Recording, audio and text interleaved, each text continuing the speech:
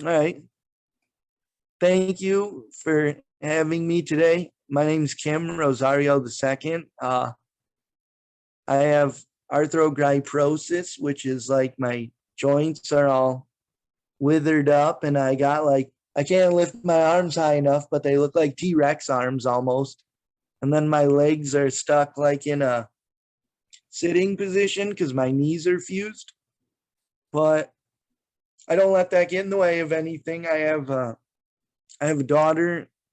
I mix music, and I just live every day as anyone else would and try not to focus on the disability until I got to go to the doctors for it.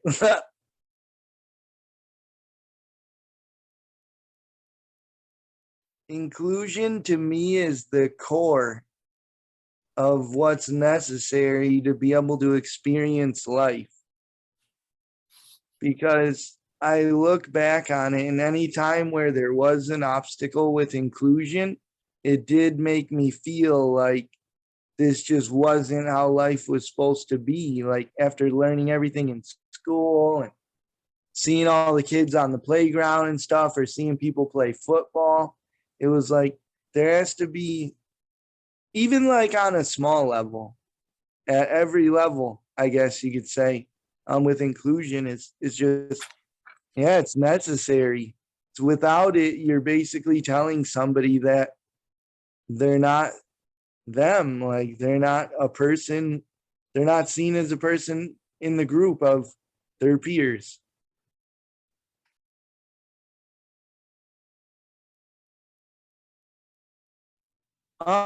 The kids in Clawson, you were either on the football team or you were in a death metal band. And so I had just started like my early stages of liking music to the point where some of the stuff I thought was heavy, people were kind of giving me a hard time about, like, that's not heavy. And there was a record store right down the street from us called Flipside Records, where all the kids would go with their terrible bands at the time because we were all like 15, and they would play shows. And I just found honest people that were like, hey, Kim, you're always getting in trouble in class for like making us laugh. And because that was another way I found to be included, was I was like, all right, the dude making all the jokes is getting attention, but his jokes aren't that good. Mine could be better. And I took that role, and that led to like detentions and stuff. But so, yeah, it was just, I remember still to this day, I still talk to them. A couple of them live in different states now, but the very first band I had, it was just some kids that they needed. It was funny. We tried to see if I could play everything at one time just because we had so many unreliable people. But we settled on me just kind of either drumming by taping a stick to my hand and then using my mouth to hit the cymbals with a stick in my mouth, and then just working the feet on my own. But yeah, it was just, I found great friends that just saw me as a person, and we connected through music.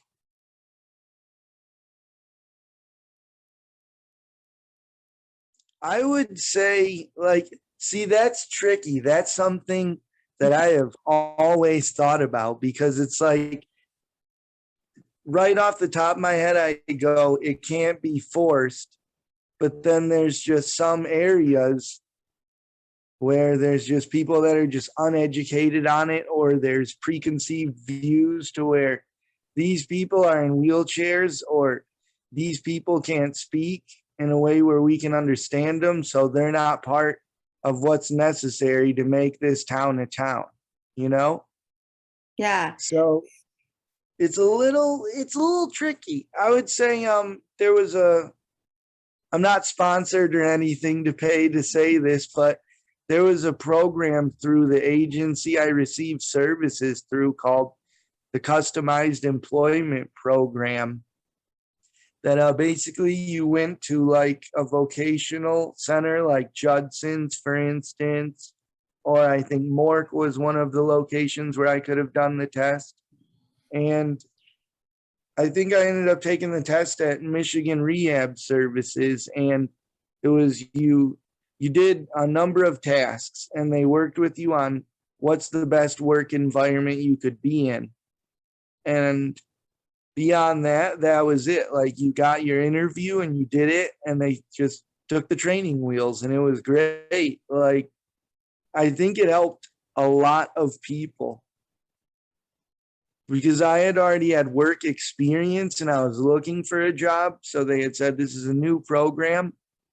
You're eligible for it. So why don't you try it out in looking for your job and see how it goes and tell us if there's any feedback. And it was just overall, it was a great program. And I think there needs to be more programs like that. And there needs to be something different. If we're talking policymakers, there needs to be something different in just the events that were so-called included on, or like just the way inclusion seems to go about. It's always almost like it's an exhibit.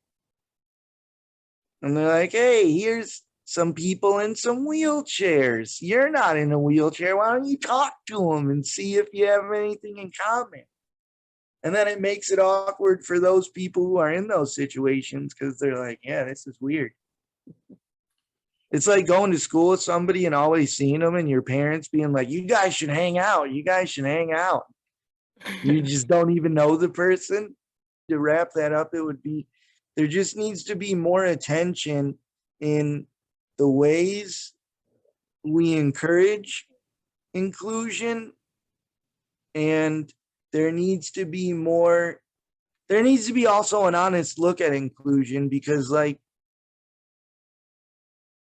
I love it for the athletes and I love that people get to do sports, but I did a sporting event one year and I don't remember the scores, but I did high throw and I threw like half an inch, and the person after me did 6 feet, and I somehow still got a first place medal. Like, that's not inclusion to me. I got dusted that day.